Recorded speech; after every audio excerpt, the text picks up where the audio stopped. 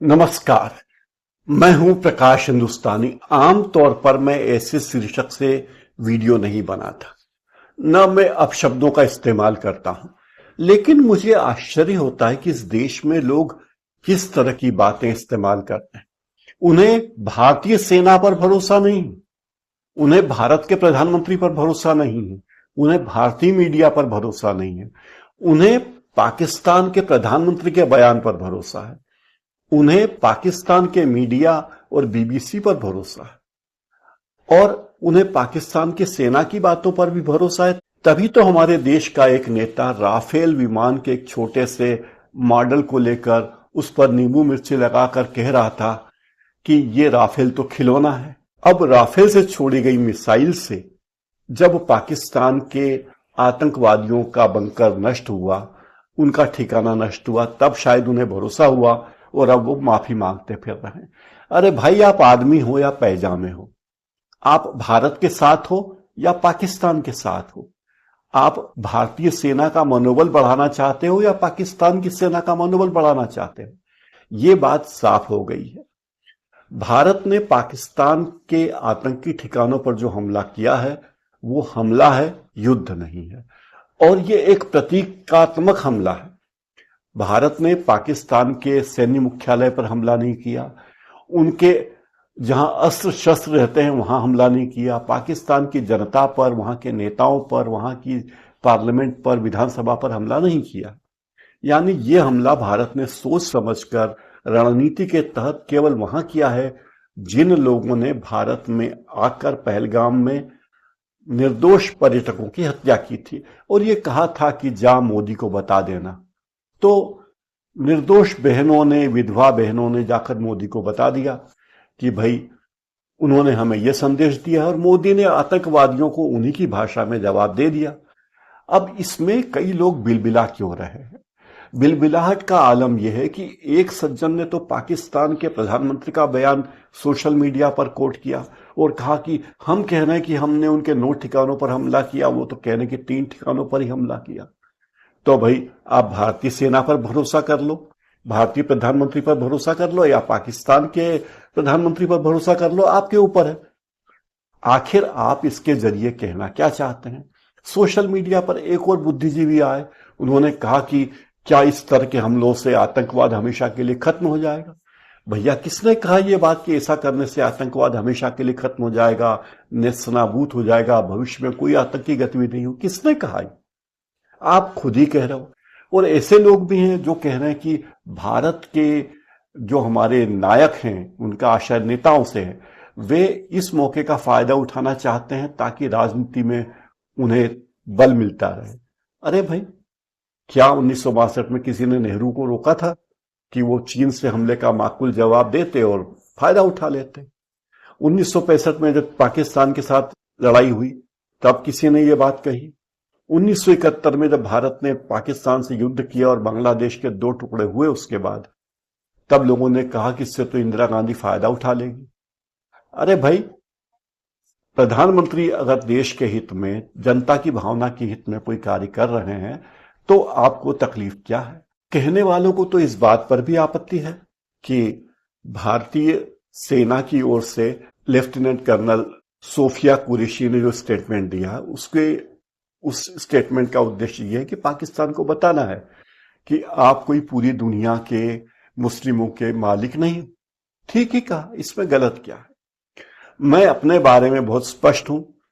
मैं पूरी तरह से देश के साथ हूं, मैं पूरी तरह से सरकार के साथ हूं, मैं पूरी तरह से प्रधानमंत्री के साथ हूं, और मैं पूरी तरह भारतीय सेनाओं के साथ हूं। मैं कोई भी बात गैर जिम्मेदाराना नहीं करना चाहता। और जो लोग कहते हैं कि बीबीसी ने ये किया, बीबीसी का ये कहा, तो क्या बीबीसी हमेशा निष्पक्ष रहा है? वे लोग सोशल मीडिया में इस तरह के विभाजनकारी बयान देते हैं जिसमें धर्म, जाति, क्षेत्र या भाषा के आधार पर लोगों को बांटा जाता है। वे देश के विरोधी जो बात कहते हैं उसको प्रचारित करते मिलते हैं। वे झूठी अफवाहें फैलाते हैं और हर बार भारत सरकार के, भारतीय सेना के और हमारे नायकों के सवालों पर, नायकों की गतिविधि, वे हर बार हमारे देश के प्रधानमंत्री हमारी सेनाओं की गतिविधियों पर सवाल उठाते हैं। उन्हें भारतीय सेना की हर गतिविधि संदिग्ध लगती है। तो भाई, आप भारत के नागरिक हो या भारत के दुश्मन हो, आपने बुद्धिजीवी होने का ऐसा क्या लवादा ओढ़ रखा कि आपको हर बात में केवल शक शक और शक नजर आता है। आप कहते हैं कि क्या 9 आतंकी ठिकानों पर हमला करने से आतंकवाद हमेशा के लिए खत्म हो जाएगा? तो आप बता दो भाई, कैसे आतंकवाद खत्म होगा? आप चुनाव लड़ लो, आप प्रधानमंत्री बन जाओ और आतंकवाद को खत्म कर दो। आपको किसी ने रोका है? लेकिन नहीं साहब। तो ये जो अलगाववादी के लोग काम करते हैं, ये सोशल मीडिया पर भड़काऊ सामग्री देते हैं, फर्जी खबरें देते हैं और विरोधी सामने वाले देश की खबरें देते हैं, उनका पक्ष पहले देते हैं।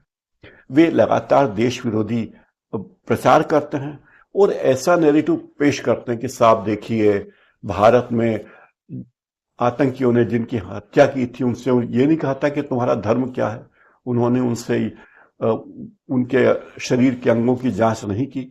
तो भैया, आप वहां पे थे क्या? आप कहते हैं कि साहब ऐसा नहीं हुआ, तो ये कहने का क्या दावा है? जब वहां मृत पर्यटक की पत्नी ये कह रही कि हमलावर ने पहले पूछा कि आप किस धर्म के हो, फिर गोली मारी, तो आप उसकी बात पर भरोसा नहीं करके आप XYZ की बात पर क्यों भरोसा कर? तो ये लोग, इनको सबक सिखाने का तरीका है कि इनके खिलाफ कानूनी कार्रवाई करनी चाहिए, जो देश के प्रति अविश्वास फैलाते हैं, और इनके खिलाफ बिल्कुल कार्रवाई होनी चाहिए। और सोशल मीडिया के जिस प्लेटफॉर्म पर आप इन्हें देख रहे हैं, वहां उनकी शिकायत जरूर करनी चाहिए। इस तरह के अलगाववादियों का जवाब शांतिपूर्वक तरीके से देना जरूरी है। जरूरी है कि हम कोई भी कानून अपने हाथ में नहीं लें, और जब जांच हो तो जांच करने वालों की मदद करें और बताएं कि आखिर क्या हो रहा है। अब एक बड़े भारी यूट्यूबर और पत्रकार ने लिखा कि डोनाल्ड ट्रंप भारतीय सेना के एक्शन को शर्मनाक बता रहा है। अरे भाई, उसके कहने से आपको और हमें क्या फर्क पड़ना है? जब हमारी सेना को और प्रधानमंत्री को फर्क नहीं पड़ता तो हमें क्या फर्क पड़ना है? अब वो ये कह रहे कि हमारे नेता डरपोक बने हुए हैं, वो बयान क्यों नहीं देते? नेता क्यों बयान दे? Action speaks louder than word. ये बात हमारे प्रधानमंत्री ने बता दी कि हमने जो एक्शन किया है उसे शब्दों की जरूरत नहीं है, और मेरे मुंह से, यानी प्रधानमंत्री के मुंह से ही क्यों कोई सवाल का जवाब दिया जाए। और बुद्धिजीवी ने लिखा कि पाकिस्तान के सैन्य प्रवक्ता लेफ्टिनेंट जनरल अहमद शरीफ चौधरी ने भी दावा किया कि पाकिस्तान ने भारत के हमले के दौरान 2 भारतीय विमानों को मार गिराया। पाकिस्तान के रक्षा मंत्री ने कहा कि 2 नहीं 3 विमान मारे हैं। उन्होंने कहा कि इस कार्रवाई में कुल 5 भारतीय लड़ाकू विमान नष्ट हो गए हैं, जिसमें फ्रांस में निर्मित एक राफेल भी शामिल है। इन दावों की स्वतंत्र रूप से पुष्टि नहीं हो सकी है और भारत ने इन आरोपों पर कोई प्रतिक्रिया व्यक्त नहीं की। तो आपको क्या लगता है भाई साहब, क्या भारत सरकार हर किसी के दावे पर प्रतिक्रिया व्यक्त करता रहे? क्यों करे? एक और बात है कि इस पूरे ऑपरेशन के दौरान भारतीय वायु सेना का कोई भी विमान भारतीय वायु सीमा से बाहर गया ही नहीं। तो जब भारतीय वायु सीमा से कोई विमान बाहर गया नहीं, तो पाकिस्तान ने कहां के विमानों को मार गिराया? ये बात कौन बताएगा? तो पाकिस्तानी प्रवक्ताओं पर, पाकिस्तान के नेताओं पर आपको भरोसा क्यों है? भारत के नेताओं पर भरोसा करिए, क्योंकि आप भारत की रोटी खा रहे हैं, यहाँ का नमक खा रहे हैं, यहाँ के कानून को मानते हैं। तो ऐसा क्यों है? एक बात तय है कि भारतीय सेना का जो ऑपरेशन हुआ है उसकी तारीफ कितनी भी की जाए वो कम ही रहेगी। उन्होंने केवल आतंकवादियों को और उनके अड्डों को निशाना बनाया है, आम लोगों को नहीं बनाया। ये काम तो पाकिस्तान को करना चाहिए था। तो ये बात होनी चाहिए थी कि पाकिस्तान आतंकियों को रोकता, लेकिन वो आतंकवाद को बढ़ावा दे रहा है। अब लोग बार बार मोदी जी के उस 8 बजे आकाशवाणी टेलीविजन पर आने की बात कर रहे हैं। उन्हें पुरानी बातें याद आने लगी। अगर मोदी जी, प्रधानमंत्री ने इस बारे में कोई बयान दिया होता तो लोग कहते कि देखिए प्रधानमंत्री प्रचार के कितने भूखे हैं। इसी बीच पांचजन्य अखबार ने दावा किया है कि इस्लामी आतंकी मसूद अजहर का पूरा परिवार इस हमले में नष्ट हो गया। मसूद अजहर के परिवार के 44 लोगों की एयर स्ट्राइक में मौत हो गई। भारत ने आतंकी हमले का बदला ले लिया है और जिन लोगों ने हमारी बहनों का, बेटियों का सिंदूर पोंछा था, भारत ने उनके सिंदूर का जवाब दे दिया है। उन्होंने छुपकर हमला किया था, हमने घुसकर उन पर हमला किया है। ये के हालात और वैश्विक हालात जो हैं, उसमें आपका कोई भी बयान आग में घी का काम कर सकता है, इस देश की सेना के जवानों का मनोबल गिरा सकता है, और आपका कोई बयान पाकिस्तान के सोशल मीडिया हैंडलरों के लिए जोश और खुशी का माहौल बना सकता है। इसलिए आप जो बोल रहे हो सोच समझकर बोलिए, ऐसा ना हो कि आपके कहे का दुरुपयोग हो जाए और लोग आपका भी मजाक बनाए, इस देश का भी मजाक बनाए। क्योंकि अगर हम एक हैं तभी हम सुरक्षित हैं। हम सुरक्षित हैं क्योंकि हमारी सेना सबल है, और हमारी सेना सुरक्षित रखे हुए है क्योंकि हम सेना के साथ हैं। पूरा देश एक है और एक साथ खड़ा है। जय हिंद। पजामा मत बनिए, बुद्धिजीवी हो, बुद्धिजीवी ही रहो, दूसरों को अपना कंधा मुहैया मत कराओ। अभी के इस कार्यक्रम में फिलहाल इतना ही। नमस्कार।